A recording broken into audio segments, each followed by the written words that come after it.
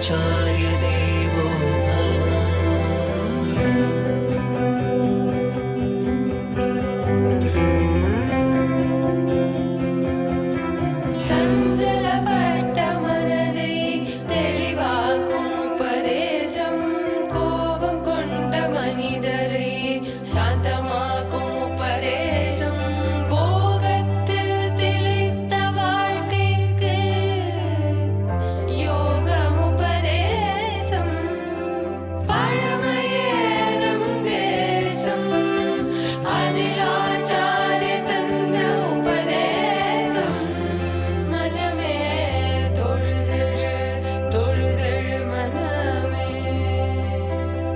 मातृदेवो भव पितृदेवो भव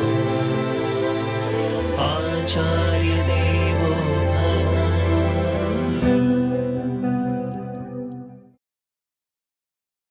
நம்மாழ்வார் பாட்டுல சொல்லியிருக்கார், என் நெஞ்சத்தையே பூமாலையா சமர்ப்பிக்கிறேன், என்னுடைய கைகூப்புதலையே சந்தனமா சொல்றேன், என் கண்ணீரையே அப்படியே அபிஷேக தீர்த்தமா கொடுக்குறேன்.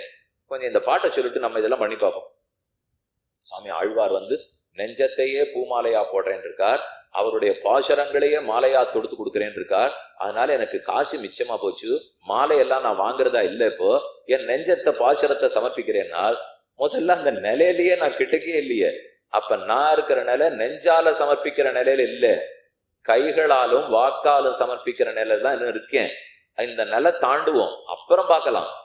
அப்ப ஏன் இந்த மாதிரி தோன்றது? உட்காந்து அதை போல தியானம் பண்ண வராதுன்னு கேட்டவளுக்கு உடனே தெரியுது. தெரிஞ்சதுனால தானே சொல்றா, இதே இன்ன கோவிலுக்கு போங்கோ, குழந்தை பாக்கியம் இல்லையா, நேர திருப்புக்குழிக்கு போங்கோ, அது வருத்த பயிரும் முளைக்க வைக்கும் மரகதவல்லி தாயார். போனேன்னா கண்டிப்பா குழந்தை பேரு ஏற்படும். உங்களுக்கு இது ரொம்ப நாளாக கடன் தொல்லையா இருக்கா, இந்த ஊருக்கு போங்கோ சரியா போகும். கல்யாணம் ஆகலையா, திண்ணனூருக்கு போங்கோ, நம்பிக்கை நாச்சியார் எழுந்துள்ளிருக்கார் சேவிங்கோ கண்டிப்பா ஆகும். ரொம்ப பித்ருதோஷம் படுத்துறதுங்கிறாளா, சேத்து சமுத்திரத்துக்கு போங்களே, ஸ்நானம் பண்ணுங்கோ, தர்ப்பணம் பண்ணுங்கோ, போகும். இப்படின்னா மனசுக்கு பிடிபடுறது பாருங்க. போனே ஒன்ன பண்ணே ஒன்று நடந்ததுன்னா புரியும்.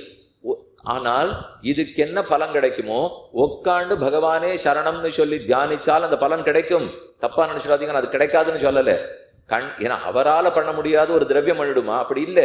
ஆனா அவரால பண்றத கேட்கறதுக்கு உண்டான முறை என் கையில தெரியல. இப்போ அது ரிஷிகளுக்கு தெரிஞ்சது, அது என்னால முடியல. இப்போ ஏன்னா இருக்கிறது சுத்தி பார்த்தா எங்க பார்த்தாலும் ஏதான நம்ம கவன சிதறல் அதான சுத்தி சுத்தி இருக்கு. இப்போ கவனத்தோட உட்காந்து தியானம் பண்ணணுங்கிறதுக்குள்ளே கைபேசி அடிக்கிறது, தலைபேசி அடைக்கிறது, வாசகதவை தட்டுறா, யாராரோ விஷது வாழ்த்தினதெல்லாம் அப்பதான் ஞாபகத்துக்கு வருது.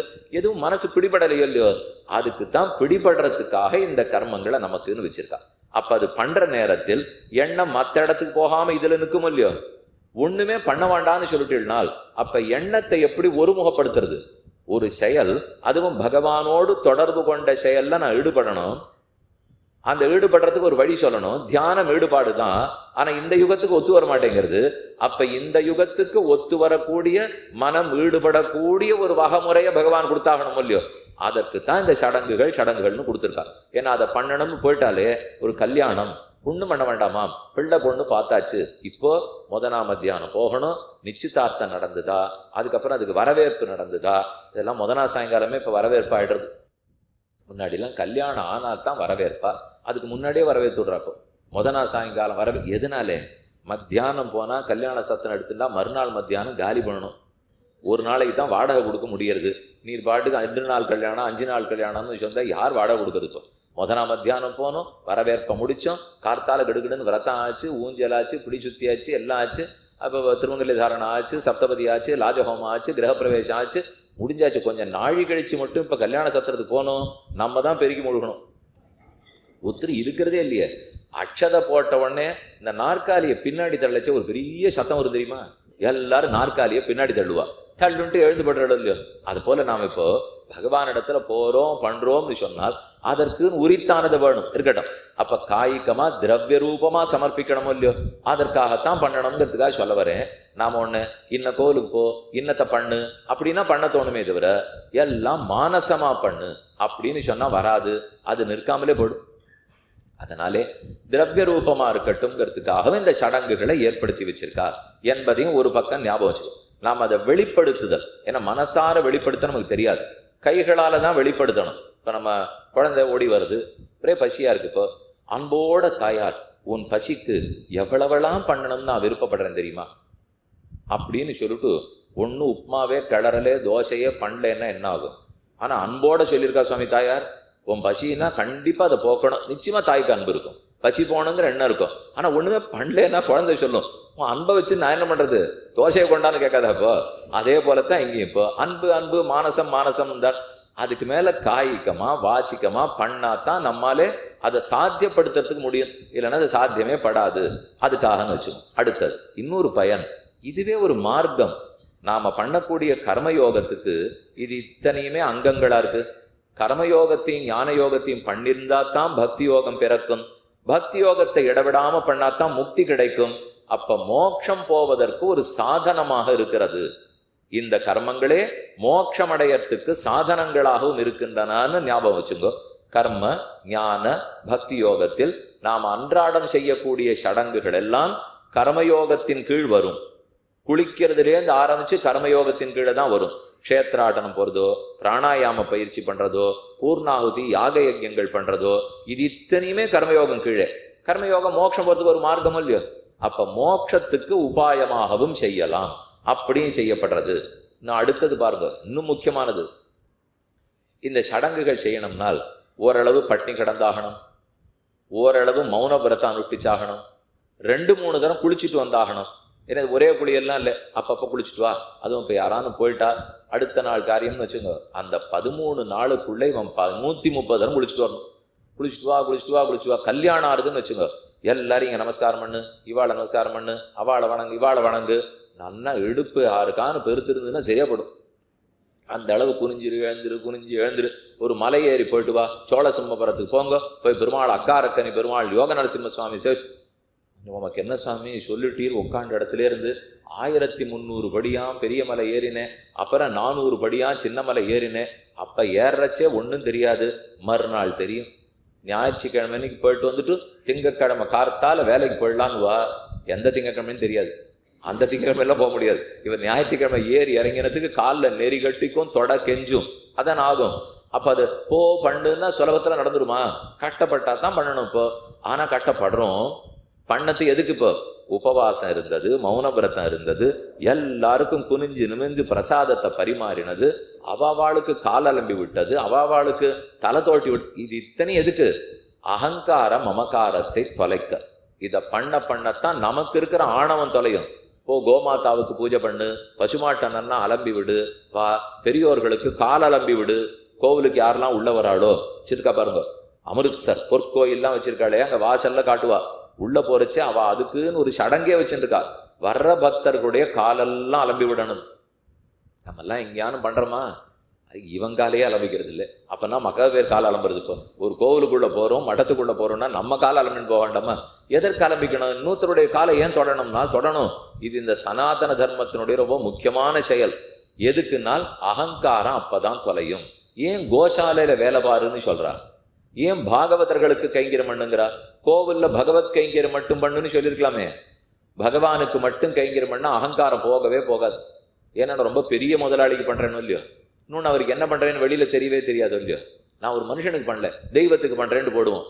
ஆனால் மனுஷனுக்கு பண்ணுன்னா தான் ஆணவம் இவனுக்கு குறையும். மனுஷனுக்கு கூட பண்ணிடுவோம். மாட்டுக்கு பண்ணுன்னா தான் ஆணவம் மொத்தமாக குறையும். அதற்காகத்தான் விலங்கினத்துக்கு பண்ணு, தொண்டர்களுக்கு பண்ணு, தெய்வத்தோடு நிற்கக்கூடாது. உள்ளே போங்க, சௌந்தரராஜ பெருமாளுக்கு பண்ணுங்க, கோட்டை பெருமாளுக்கு பண்ணுங்க, நான் என்ன பண்ணிடுவேன்? அவர் ஒன்றும் கேட்கவே மாட்டார் என்கிட்ட. ரொம்ப சுலபம் பண்ணுறது பண்ணிடுவேன் இப்போ. ஆனால் நான் ஒரு பக்தனுக்கு பண்ண போனால் கொஞ்சம் சரியா பண்ணுன்னு ஒரு சொல்லுவார், இப்படித்தான் பண்ணணும்னு சொல்லுவார். அதனால தான் எனக்கு பயமாப்படுறது. ஆனால் பண்ணத்தான் இந்த சடங்குகள் செய்தால் கண்டிப்பாக நமக்கு அதனால் அகங்காரம் தொலைகிறது, மமக்காரம் தொலைகிறது. அதையும் புரிஞ்சுப்போம். அப்போ சடங்கு செய்யலை, விரத சிராதம் ஆறுது, மத்தியானம் 3-4 மணி ஆகுது, அது வரைக்கும் உபவாசம் இருக்க முடியும். கொஞ்சம் சப்த நாடி ஒடுங்குறாப்பில் இல்லை. அன்னைக்கு காரியம் பண்ணுறதுக்குள்ளே நல்லா பட்னி இருந்து சாயங்காலம் 4 மணி வரைக்கும் பட்னி இருந்து பண்ணு. வந்த வாளுக்கெல்லாம் கீழே விழுந்து வணங்கி 10-15 தரம் வணங்கி 2 தரம் குளிச்சுட்டு வந்து பெருமாளுக்கு ஆராதனமும் பண்ணி அவா சாப்பிட்ட மிச்சத்தை சாப்பிட்டு இதெல்லாம் பண்ணால் நமக்குன்னு இயற்கையாக அப்படி ஒரு நிமிர்ந்த ஆணவம் இருக்கும் பாருங்க, அது ஒரு மாதிரி அன்னைக்கு கொலைஞ்சு போயிடும், நிற்காது. அது நிற்காத அப்பப்ப பண்ணிண்டா தான் நமக்கு அந்த ஆணவமே தொலையும். இல்லைன்னா இவர் எல்லாத்தையும் பெரிய பெரிய சாதனையா பண்ணிட்டு இருந்தாருனால் மேலே மேலே ஆணவம்னே போடுவோம். அதெல்லாம் இல்லை. பட்டினி ஒரு 3 நாள் ஏகாதசி அன்னைக்கு நன்னா பட்டினி இருந்துட்டு கார்த்தால துவாதசி அன்னைக்கு அந்த சுவாமியை கூப்பிட்டு ஒரு 2 மணி நேரம் பேசும் பார்ப்போம்னால் கணச்சுக்கு தான் முடியும், பேசலாம் முடியாது. அதுக்கப்புறம் நாள் முழுக்க ஏகாதசி முழுக்க பட்டினி இருந்தாச்சு. துவாதசி அன்னைக்கு எப்போ 8:30 மணி வரும், எப்போ சாப்பாடு கிடைக்கும்னு தேடிட்டு இருக்க வேண்டியதான். அதனால இதெல்லாம் பண்ண அகங்காரம் மமக்காரம் குறையிறது. அதுக்காகவே இந்த சடங்குகள் பண்ண வேண்டியிருக்கு. அதுக்கப்புறம் கடைசி பார்த்துருவோம். காம குரோத லோப மோக மத மாத்சரியம், இந்த 6ம் குறையும். நமக்கு இந்த சடங்குகளை பண்ணிட்டு இருந்தோம்னால், நமக்குன்னு விதிக்கப்பட்ட கர்மங்களை செஞ்சிருந்தால் காமமும் குரோதமும் குறையும். ஏன்? எது ஒரு கல்யாணம் இருந்தால் நமக்கு இயற்கையில ஒரு காம உணர்ச்சி இருக்குன்னு வச்சுங்களேன். ஏதோ ஒரு ஆசை, ஆண் பெண் சேர்க்கையில் ஆசை, ஆரோ பார்த்து பேசணும்னு ஆசை, ஏதோ ஒரு விருப்பம். இது எல்லாமே இப்போ நம்ம வீட்டில் ஒரு கல்யாணம் வந்திருக்கான், அந்த கல்யாணத்துக்காக ரொம்ப சுத்தமாக இருக்கணும் தெரியுமோ நீங்கள் எல்லாரும்.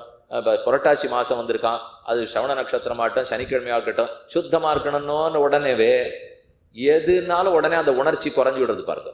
அது நிற்காது, தானே அது குறையும். அது நம்மளா குறைக்கணும். இந்த நாளெல்லாம் இல்லாமல், சடங்குகள் எதுவும் இல்லாமல் நீயா யோசிச்சு 1ஆம் தேதி என் உணர்ச்சிகளை நான் குறைச்சிக்கிறேன் கொஞ்சம் வச்சு பாருங்க, நிச்சயமா நடக்காது. ஏன்னால் அதுக்கும் தெய்வத்துக்கும் சம்பந்தமே இல்லையே. புரட்டாசிக்கும் தெய்வத்துக்கு சம்பந்தம், சனிக்கிழமைக்கும் தெய்வத்துக்கு சம்பந்தம், சிரவணத்துக்கும் வெங்கடேச பெருமாளுக்கு சம்பந்தம். அந்த சம்பந்தத்தோட நம்ம கிட்ட ஒன்ன கொடுத்தாதான் புத்தியே போகும். நான் திடீர்னு 1ஆம் தேதி உபவாசம் இருக்கேன்னா பரவாயில்ல, அடுத்த 1ஆம் தேதி பார்த்துக்கலாம்னு விடுவோம். இவனுக்கு ஒன்றும் அது நிர்பந்தமே இல்லையோ. ஒரு நிர்பந்தம் வரணும்னால் அந்த நாள்லயே இருந்து இதை வச்சிருக்கணும். அப்பதான் எனக்கு அதுல பண்ணணுங்கிற கருத்தே வரும். அப்ப காம குரோத ஆவணி ஆவட்டம் வருது பாருங்க. யஜுரூபா கர்மா ரிகுபா கர்மா சொல்றாளே, அன்னைக்கு வேண்டாம். நித்தப்படி சந்தியாந்தனத்தும் போதே இதை சொல்லுவோம். காமோகாரிஷீத்து மன்யுரகாரிஷீத்து, காமோகாரிஷீத்து மன்யுரகாரிஷீத்து நமோ நமஹா. நான் பண்ண தப்புக்கெல்லாம் என் காமம் மன்னித்து என் கோபம் மன்னித்து நான் காரணம் இல்லை, என் காமம் மன்னித்து என் கோபம் மன்னித்து நான் காரணம் இல்லை. இதை தின சந்தியாந்தனத்தும் போது 10 தரம் பண்ணணுமா. காமோகாரிஷீத் மன்யுரகாரிஷீத் நமோ நமஹா, காமோகாரிஷீத் மன்யுரகாரிஷீத் நமோ நமஹா, காமோகாரிஷீத் மன்யுரகாரிஷீத் சொல்லிகிட்டே இருக்கார். இது எங்கேயாரும் நித்தியப்படியில் இவன் பண்ணாத விட்டுட்டான்னா உடனே நம்ம விட்டுருவோம். இது அவசரத்தில் ஏதாவது 3 தரம் சொல்லியிருக்கலாம், 2 தரம் சொல்லியிருக்கலாம். வருஷத்துக்கு ஒரு தரம் பிராயசித்தம் வைப்பா. எதுவுமே இந்த சம்பத்சர பிராயசித்தம் உண்டு. கோவில்கள்லாம் பண்றது சம்பத்சர பிராயசித்தம். பவித்ரோத்சவம்னு ஒன்று இருக்கும். எங்கெங்க கோவில்ல சுத்தமா ஆச்சாரமா இருந்திருக்கணுமோ அது விட்டு போச்சுன்னால் அதுக்கு பதில் பவித்ரோத்சவம். அதே பெருமாளுக்கு பூச்சாத்தி உற்சவம்னு வரும். வருஷம் முழுக்க பூ குறைஞ்சி போச்சிருந்தனால் வருஷத்துக்கு ஒரு தரம் பூச்சாத்தி உற்சவம். வருஷம் முழுக்க உபச்சாரம் குறைஞ்சி போச்சுன்னா வருஷத்துக்கு ஒரு தரம் வசந்தோத்சவம். இதெல்லாம் இந்த வருஷ பிராயசித்தம், சம்பத்சர பிராயசித்தம். அது போல நமக்கு ஒரு சம்பத்சர பிராயசித்தம். வருஷம் முழுக்க காமோகாரிஷீத் மன்யுரகாரிஷீத் சொல்லியிருக்கணுமோ இல்லையோ, இவன் அப்பப்போ விட்டுட்டான். சேர்த்து வச்சு 1008 தரம் ஜபம். காத்தால உட்காண்டாச்சு. இந்த ஜபம் வர்ற அன்னைக்கே காலை பானம் சாப்பிடக்கூடாதுங்கிற சுவாமி. அதை போல ஒரு நரகம் வேற ஒன்றும் கிடையாது. சரிமோ, இது பால் சாப்பிட்டு பண்ணுவீரா? பாலை சொல்லலை, அதை யார் சொன்னா? இப்போ அது பாலுக்கு கூட கொஞ்சம் கலந்து அதனுடைய வர்ணத்தை மாற்றி அப்படி சுட சுட சுட சாப்பிட்றோமோ இல்லையோ, அது சாப்பிட்டா தான் காமோகாரிஷீத் மன்யுரகாரிஷீத்தே பண்ண முடியும். ஆனால் அன்றைக்கி என்னமோ அது கூடாதுங்கிறா. சாத்தத்தன்னைக்கு எங்கள் தாத்தாவுக்கு அது எவ்வளவு பிடிக்கும், ஆனால் நான் அதை சாப்பிடாமலே சாத்தம் பண்ணணும்னு சொல்கிறா. அவருக்கே பிடிக்கும். ஒரு சார் நிஜமாக சொன்னார் தெரியுமோ, எங்கள் தாத்தாவுக்கு அது ரொம்ப பிடிக்கும், அதனால் சாத்த தளிகையில் சேர்த்துக்கலாமான்னார். அதெல்லாம் பண்ண முடியாது சுவாமி, அதுக்குன்னு பெருமாளுக்கு அது ரொம்ப பிடிக்கும், இனிமேல் நைவேத்தியத்தில் ஏன் அதெல்லாம் நீங்கள் சேர்த்துக்கவே மாட்டேங்கிறீர்கள், புதுசாக நீங்கள் மட்டும் சாப்பிட்றீங்கன்னால் இவன் ரொம்ப பல்ல கடிச்சின்னு பண்ணுறான். காமோகாரிஷீத் மன்யுரகாரிஷீத் நமோ நமஹா, காமோகாரிஷீத் மன்யுரகாரிஷீத்து, காமம் மன்னித்து கோபம் மன்னித்து நான் பண்ணல. மனைவிட்ட சொல்லி வச்சுருக்கான், 8:30க்கு முடிச்சிருவேன், 6:30க்கு ஆரம்பிச்சிருக்கேன், நீ 8:25க்கு சுட சுட கொண்டு வச்சுடணும். போனால் போகிறது 8:30 வரைக்கும் காத்துன்னு இருப்பேன். அவளும் சரி எல்லாம் தயார் தான் பண்ணா, அன்றைக்கி பால் வரலை, என்ன பண்ணுவோம்? அதனால இவர் 8:30க்கு முடிச்சார். 8:35 ஆறுது, இன்னும் வரல. வந்தது கோபம், அது என்னமா நீ கொண்டு வராத இருப்ப அப்படின்னு சத்தம் போட்டார். அவ கொஞ்சம் சம்ஸ்கிருதம் தெரிஞ்ச தர்மபத்னி. அதனால கிட்டக்க வந்து இவ்வளவு நேரம் என்ன சொல்லிருந்தீள்? காமோகாரிஷீத் மன்யுரகாரிஷீத் நமோ நமஹா, காமம் மன்னித்து கோபம் மன்னித்து நாம் பண்ணல, இது 1008 தானே சொல்லிட்டு உடனே கோபத்துல வெடிக்கிறீங்களே, நியாயமா படுறதா உங்களுக்கு? இப்போ இத்தனை வருஷம் ஒரு வருஷம் பண்ணதுக்கு தானே பிராயச்சித்தம். அந்த சுவாமி சம்ஸ்கிருத பண்டிதர், அதனால அவர் பதில் சொன்னார், ஆமாம், இப்போலேருந்து கோபப்பட ஆரம்பிச்சா தானே அடுத்த வருஷத்துக்கு பிராயச்சித்தம் பண்ண முடியும், இல்லைன்னா எப்படி நான் சேர்த்து பண்ணுவேன்னால் இந்த நிலைமையில இருக்கு நம்முடைய காமமும் குரோதமும். அப்படி விடலாமா? காமக்ரோதங்கள் அடங்கிறதுக்கு சடங்குகள் மிகவும் உதவும். ஆக பல பயன்கள் இப்ப நம்ம பார்த்துட்டோம். எதற்கு சடங்கு ஞாபகப்படுத்திங்கோ, திரும்ப வரிசையா சொல்றேன். இப்போ தேவதைகளுக்கு நன்றி செலுத்தணும், அதுக்காக பண்ண வேண்டும். பகவான் ஜகத்தை ரட்சிக்கிறதுக்காக பெரிய சக்கரம் வச்சிருக்கார், அதுல நம்ம பங்க ஆற்ற வேண்டும், அதுக்காக செய்யணும்.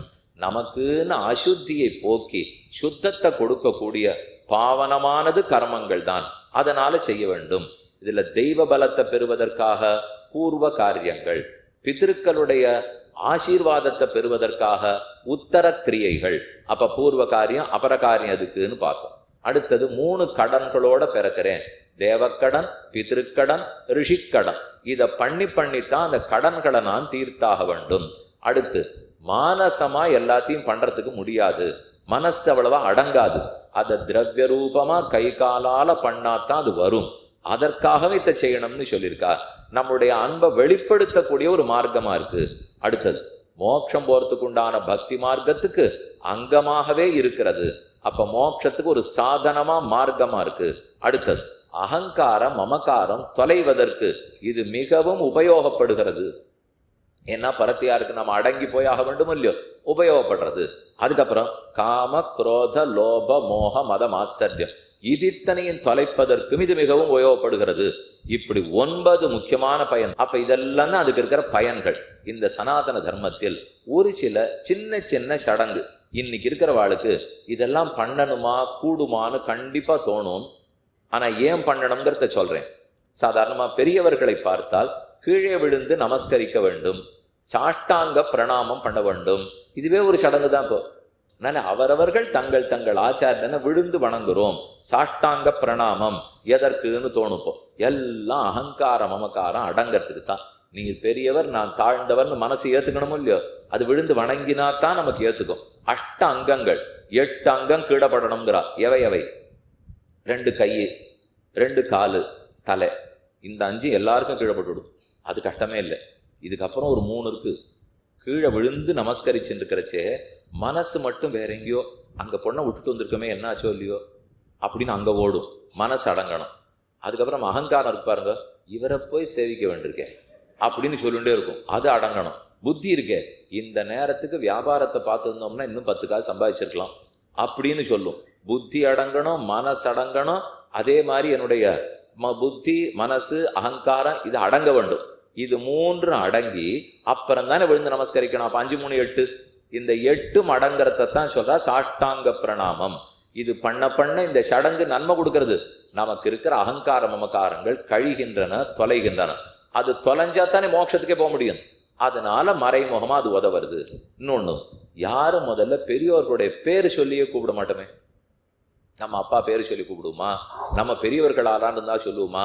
வேலைக்கு போற இடத்துல இப்பவுமே பெரிய முதலாளி எல்லாம் பேர் சொல்லிலாம் கூட்டதில்லை. ஆனா மேல நாட்டு கலாச்சாரம் அவ முதல் பேரை மட்டும் சொல்லி கூப்பிடுவா. அவ எல்லாருக்குமே 2 பேர் வச்சிருக்காள் இல்லையா, முன்னாடி ஒரு பேர் பின்னாடி ஒரு பேர்னு. அதுல அரை பேர் சொல்லி அப்படி கூப்பிடுவா. அப்படிலாம் இங்க ஒத்தரையும் கூப்பிடவே முடியாது. யாரா இருந்தாலும் அவர் சொன்னார் இவர் சொன்னார்னு சொல்லிட்டு இருப்பா. இன்னைக்கும் பல பெண்களும் யாரும் கணவன் பேரை சொல்றதில்லை, மாமனார் பேரை சொல்றதே இல்லை.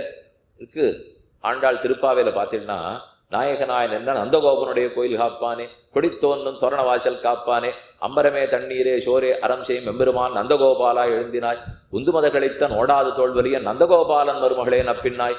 3 பாட்டுல நந்தகோபாலன் நந்தகோபாலன் நந்தகோபாலனால் கண்ணனுக்கு கொஞ்சம் வருத்தமா இருந்தது. நாம கல்யாணம் பண்ணிக்கு போற பொண்ணு ஆண்டாள், வாஸ்தவம் கண்டிப்பா இவ்வளவு தான் பண்ணிக்கணும். அதுக்கு நம்ம அப்பா பேரை இப்படி மூச்சுக்கு 3 தரம் சொல்ல வேண்டாம். பாட்டு அப்படித்தானே இருக்கு. அதனாலதான் ஆண்டாள் பார்த்தவள் 33 அமரர்க்கு முன் சென்று கப்பந்தவிற்கும் கலியே ஏற்ற கலங்கள் எதிர்பொங்கி மீதளிப்ப மாற்றாதே பால் சொரியும் வள்ளல் பெரும் பசுக்கள் ஆற்றப்படைத்தான். நந்தகோபாலன் நிறைய பசுமாடுகள் வச்சிருக்கிற நந்தகோபாலனே ஆற்றப்படைத்தான் மகனே அறிவுராய். ஏன் ஆற்றப்படைத்தான் பேரு சொல்லலை? பசுக்களை ஆற்றப்படைத்தவர் நந்தகோபாலன் தானே. அப்ப நந்தகோபாலன் பிள்ளையே கண்ணனேன்னு கூப்பிட்டுருக்கணுமே.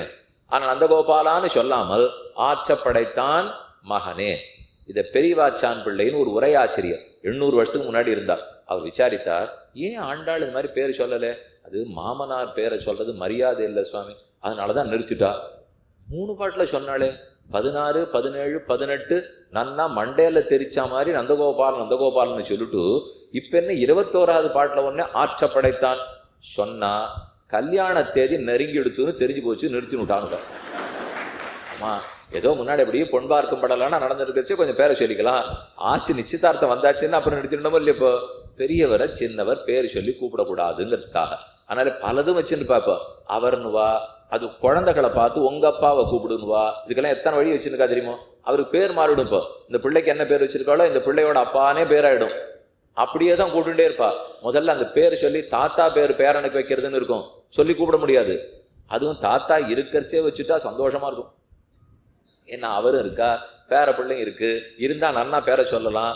தாத்தா கூட போனா போறது, மரியாதை வந்துடும். மாமியார் இருக்காளே பாட்டி, அப்ப அவ பேரை பேத்திக்கு வச்சுட்டு நன்னா சொல்லி கூட்டுட்டோம்னால் என்னை கூப்பிட முடியலேங்கிறதுக்காக இவ என்னமா பேரை வச்சு கூட்டு இருக்கா பத்தியோ அப்படின்னு அவன் நினைச்சுக்க மாட்டாளோ? அப்ப பெரியோர்களுடைய பேரை தவிர்க்கிறோங்கிற ஒரு மரியாதை. இந்த மரியாதை எல்லாம் எதுக்கு?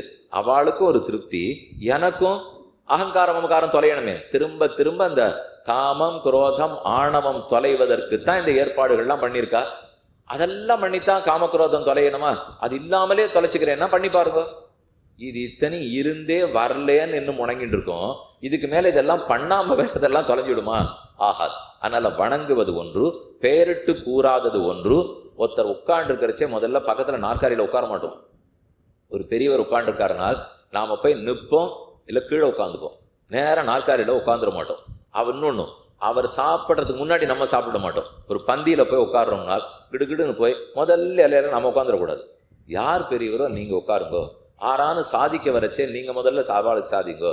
கோவில்ல வரிசையில நின்றுச்சு ஒரு பெரியவர் நிற்கிறாரா, நீங்க முதல்ல தீர்த்தம் வாங்கிக்கோங்கோ. இதெல்லாம் எதுக்கு? நான் கடவுளின் கண்ணுக்கு முன்னால் அனைவரும் சமம் ஆரம்பிச்சுடுவா.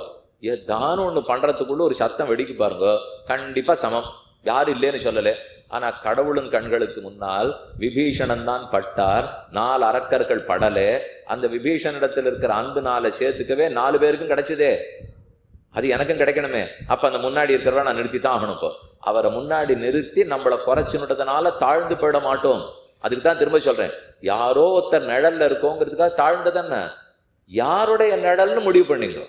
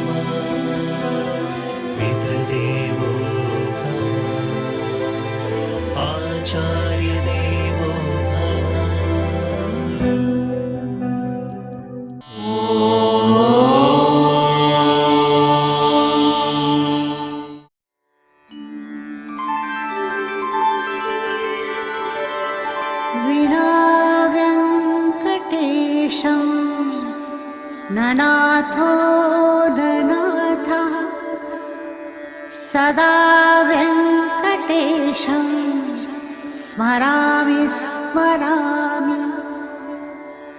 हरे वेङ्कटेश प्रसीद प्रसीद, प्रियं वेङ्कटेश प्रयच्छ